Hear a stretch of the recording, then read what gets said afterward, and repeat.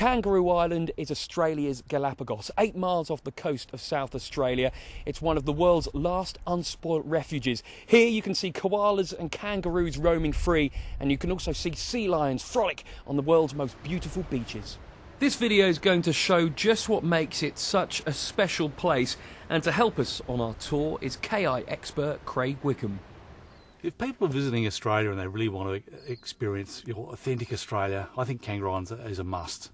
There is so many things that people associate with all of Australia, whether it's the red dirt roads, sheep and cattle farms, the beautiful beaches, rugged coastline, eucalyptus trees stretching off to the horizon, the wildlife experience. The wildlife habitat is both on private properties as well as in the parks, and the range of animals you can see in the wild: kangaroos, wallabies, possums, echidnas, sea lions, fur seals, all sorts of beautiful birds, great local produce, the food and wine scene, and some friendly locals, all in one place. Coming up, a look at the island's history and heritage, food and drink, places to stay and things to do. But first, let's see why Kangaroo Island is second to none when it comes to viewing Australia's native animals. This is Seal Bay, one of only 2 places in the world where you can walk amongst a breeding colony of rare Australian sea lions. Here at Seal Bay we have the 3rd largest colony of Australian sea lions. This species of animal are only found in Australia, and they are a protected species. There's only believed to be about 10,000 left in the wild. When you come to Seal Bay, you can come down onto the beach on a guided tour to observe the animals. On the guided tour, obviously, you get information from a guide, you can ask questions, you have the opportunity to take lots of photos, and you're getting about 10 metres away from the animals. Usually when tourists or visitors come down, they're just in a state of awe. They can't believe how many animals you are usually seeing on the beach. We can have anywhere up to half of our colony down here at once. So it's a beautiful place where you can come and observe the animals in their natural environment.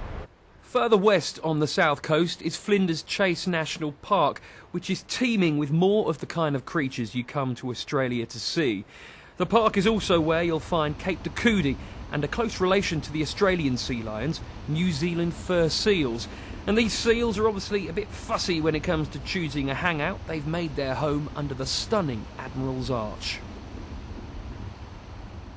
And it's not the only geological wonder based in the park. These are the remarkable rocks, the most photographed site on the island. It's thought that the strange shapes are caused by swirling air, which, when it's carrying sand and water, causes the cup-shaped depressions in the rocks. From a natural history perspective, Kangaroo Island is very, very old. Some of the sediments that underlie Kangaroo Island go back to 1,000 million years old. So it was originally connected to the mainland, and global sea level changes have resulted in the island either being connected or isolated many, many times over the years. So the wildlife that we get here, the plants we get here, to some degree they've had some topping up from the mainland, but there's a lot of isolation. We've got, for example, 45 species of plants that are found nowhere else on Earth. Fast forward a few thousand years to 1802, and that's when the first Europeans set foot on the island, led by Captain Matthew Flinders.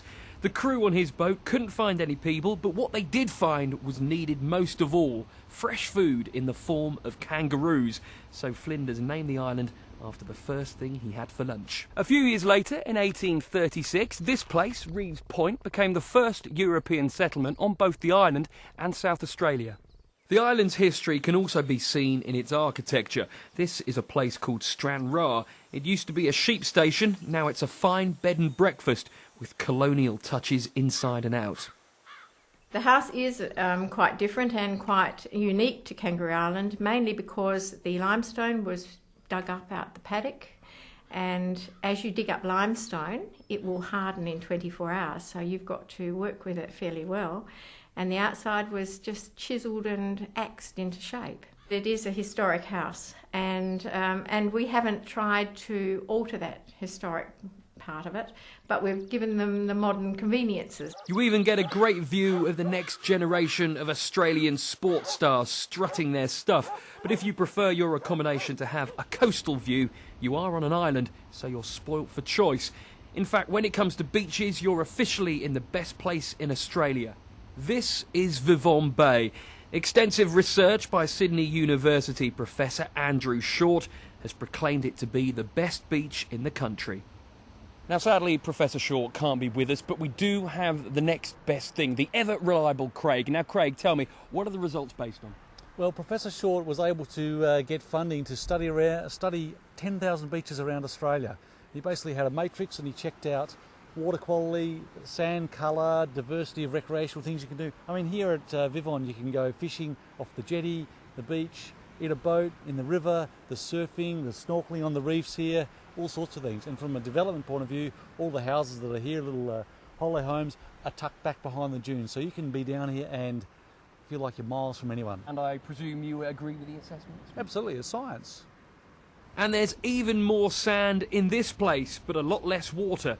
This is Little Sahara. Yes, it provides a stark contrast to the conservation areas and rugged coastline of the rest of Kangaroo Island.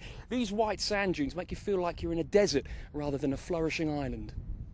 The clean and green character of the island is very much reflected in the food and drink found here. Not only is there some of the finest seafood available in Australia, but also some wonderful wine, and you'll find both here at Two Wheeler Creek.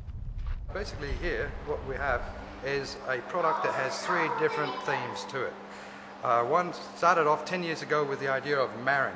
Marron's a giant freshwater crayfish, and they exist only on Kangaroo Island, a certain part of Western Australia. This is the male marron. It's got the larger claws compared to the female, and it's very, very feisty. If you put your finger anywhere near it, it'll hang on and it won't let go. That's why you really need to look after their claws. Yeah, watch out. The next idea was to try and make some wine. We can make a nice cold climate wine, especially the whites here. So, for example, we have nice Chardonnay and a sublime little Sauvignon Blanc.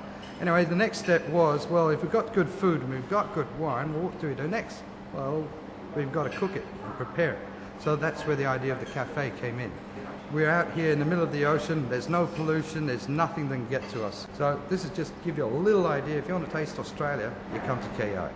All in all, Kangaroo Island is truly magical. It's where you can find all of Australia in one place. Back in 1802, for the storm-battered sailors aboard the first ship that came here, it was a place of sanctuary and recovery.